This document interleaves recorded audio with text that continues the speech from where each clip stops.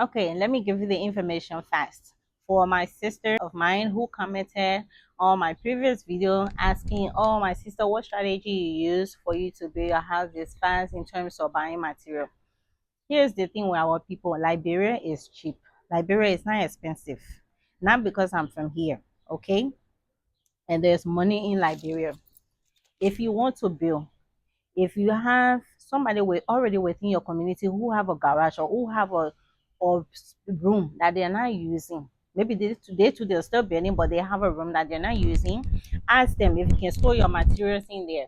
So if you have that person who is buying your materials, let them buy your material and keep stocking them. Make sure you have your house plan, your estimates. Of course, when those people when they're making estimate, they always go so high.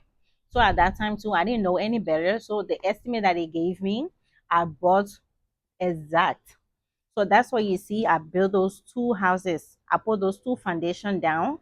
Um, for that 7,000, I keep telling some of you that still don't believe it till now.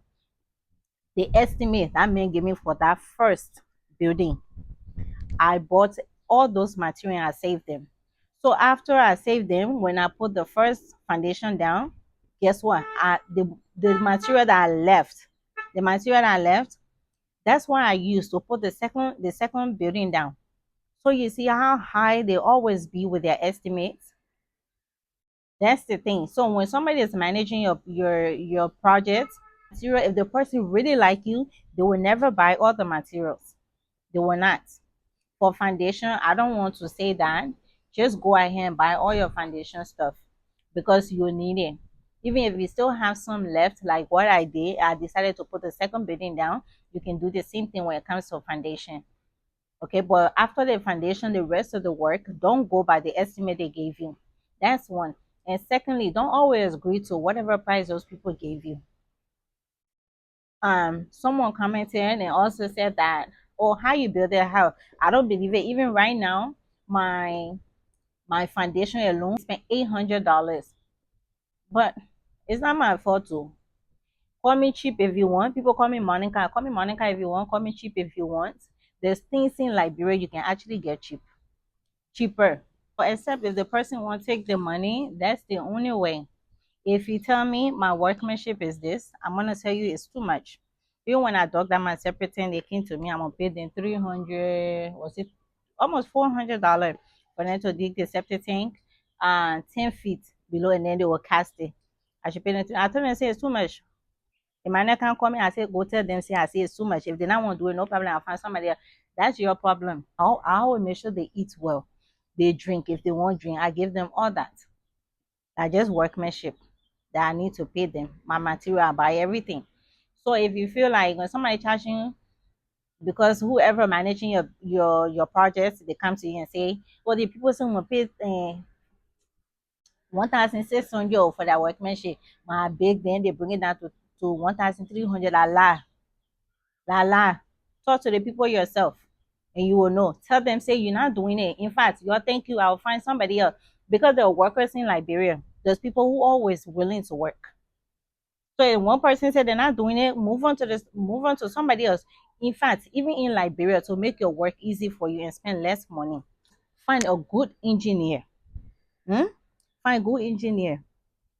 That's all you need. Good engineer and one project manager or supervisor who will supervise your work or who will manage your work. That's it. Getting workers in Liberia to even mold a brick. To mold bricks. Very cheap. You can get a children in, you pay them less money, they will mold your bricks for you. They will lay your foundation. They will do your elevation. Zinking, you will find people to do that work. Those children over there, they're very talented. I'm not saying you should use their skill and not pay them good. But you know the country we're talking about. I cannot pay you like you in America here. No, it's not gonna happen.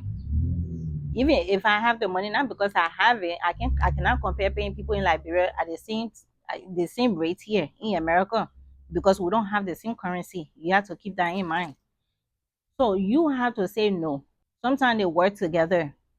Don't get me wrong. Sometimes the workers and your manager they will work together.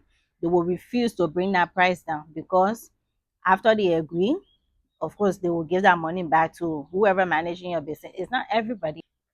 But all I'm saying, You can do that to help yourself, to reduce your expenses. I can give you a good example. This girl started following me, I think on TikTok and then YouTube, and then we started talking. This my friend now.